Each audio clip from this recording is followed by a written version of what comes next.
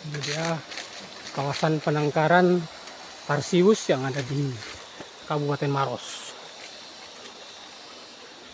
Sekaligus menjadi tempat wisata.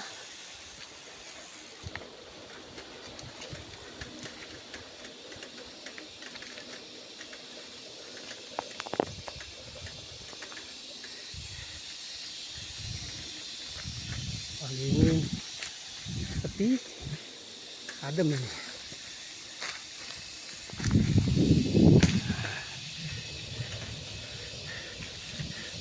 Mantap iki.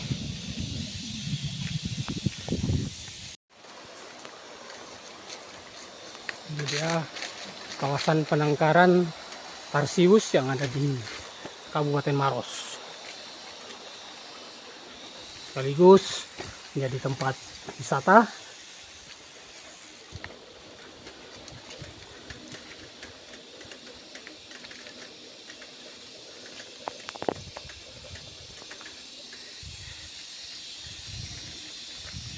Pagi ini sepi, adem ini.